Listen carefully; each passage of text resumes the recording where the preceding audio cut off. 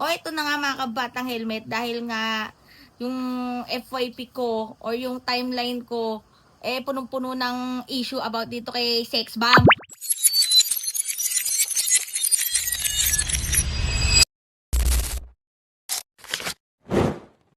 Ano bang mali sa pangalan? Sex bomb. Ano ba yung sex? Sex is actually created by God. Iwas doon. Hindi pleasing yun. Hindi maganda impluensya sa mga ibang maraming tao sa Pilipinas, sa mga bata especially. Second, yung damit. Yan. May damit kasing gagalangin ka. Pero may damit na kita yung cleavage mo at saka legs. Walang lalaking magnanasa kung maayos ka manamit. Maraming lalaki gusto makakita ng cleavage tsaka legs eh. Kahit naka-see-through ka pa. Oh, anong sabi ni Jesus? If you look lustfully at the woman, you are already committed adultery in your heart. So, parang sinasabi mo, yung mga... Tignan mo pala ng babae yan, na nagnanasa ka, parang ginawa mo na yung physical act. Ano pa? Sayaw. Merong wholesome na sayaw. Merong sayaw na seducing. Sige, sumayaw ka ng seducing. Ano mararamdaman ng lalaki pag may sumasayaw na seducing ang atake? Pag wholesome. Pag wholesome, maayos naman masaya lang. Oh, masaya lang eh. Oo, di ba? Pero pag seducing, naku, iba nararamdaman natin. Alam nyo yan, men. Alam nyo yan, mga lalaki. So, umiwas si Icy doon. Bakit? Yun ang will ni Lord eh. Sinasabi nila, kaya pala wala sa concert si Icy dahil dyan sa lalaking yan eh. Teka lang ha. Matagal lang wala si Icy sa Sex Bomb, 2009 pa lang. Bago pa ikaw dumating. Hindi pa nga ako yung asawa eh. Sino ang nagpa-resign sa sa Sex Bomb? Ang Panginoon nung naging Christian si Icy. Pina-resign ng Lord. Sabi ni Lord kay IC, come follow me, I will make you fishers of men. So ayan nga yung ilang parte ng interview. Nakakasura, di ba? Di ko na tinapos eh. Kabwisit. Nakakaloka. Pinag-resign daw ni Lord Videographer. Sino? Yan yung si IC ng Sex Bomb. Una sa lahat. Ba't pinag-resign ni Lord? Kasi nga, Ni Lord? oo, kasi Sino daw, Lord? sabi daw ni Lord, come and follow me and be my fisher. Si Lord nga! Lord of the Rings? Fellowship of the Rings. Pero ayan nga mga batang helmet, napaka-righteous naman kasi nga daw nung naging Christian daw, excuse me, di ba nga mga kabatang helmet, all Catholic are Christians, but not all Christians are Catholic. Yan yung turo sa amin. Pero sa Katoliko, yes, and sa ating mga Katoliko, hindi tayo mapagkondena dahil hindi naman tayo righteous. Unless na lang yung iba dyan.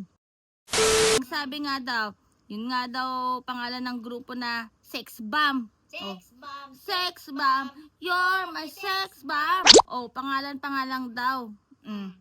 Eh di sana nagalit kayo kay Tom Jones. Ang, grabe na yung nangyayari dito sa bansang Pilipinas. Dumagdag pa to. Hindi ko, Dumagdag siya.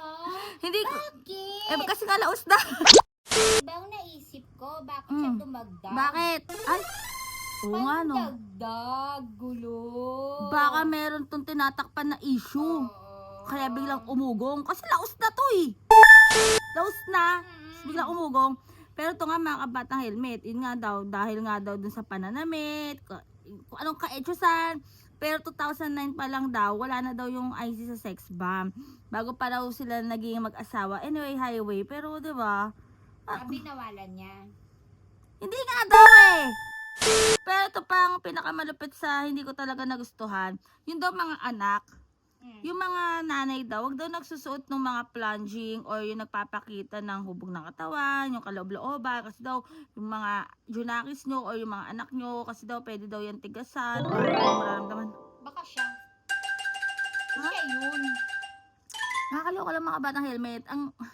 Ang bata, Bakit? Saan ba galing ang bata? sa nanay, sa puwerta, di ba?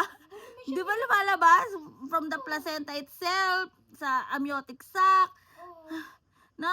Alam mo kung ano yung mga pinagsasabi mo, kuya, yun yung tumatakbo sa utak mo. Ikaw yung nakakaramdam nun. Huwag mo isisi sa bata. Huwag mo ibaling sa bata, ha? Baka Dahil ikaw yun. sobrahan na yan ng ano, Sobrahan ka na! ng... Kiss-kiss mo na sa pader! Kakapanood mo yan, kuya. Hilig mo yatang manood, kaya puro ganyan nasa utak mo. Pero ayan nga mga kabatang helmet, gaya nga na nag-comment sa atin kahapon na masagwa daw yung nakahiga. Ano masagwa po sa pagkakahiga? Una sa lahat, paano ba kayo matulog? Nakatayo? Ano ka? Ha? Mami? Ang masagwa, Yung iniisip. nanununtok. Ay, oo nga no. Yung, alika nga, sabay suntok. Ang masagwa, Yun ang hahalik. nagnanakaw. Oo, tsaka yun ang hahalik na lang basta-basta. Kahit ayaw mo. At yung pangungulimbat ng kaban ng bayan, yun yung masagwa. Yun ang masagwa. Pero ayan nga mga kabatang helmet, ang masagwa kasi dito yung utak ng mga tao, utak ng nilalang. Kaya wala akong masabi talaga sa nag-comment kahapon. Ano pangalan nun? Sir Dante Lim.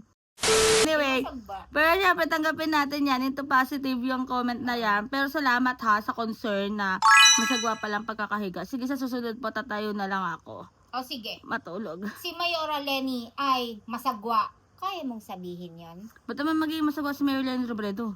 Bakit hindi siya masagwa? Dahil hindi siya Kurap. korap. Magnanakaw ba si Mayora? Hindi. Oh, kaya hindi siya masagwa. Yes, kasama ko si Grace ngayon. So ayan nga mga batang helmet, mabilisan lang to. Gigil ako eh, kakabwisit.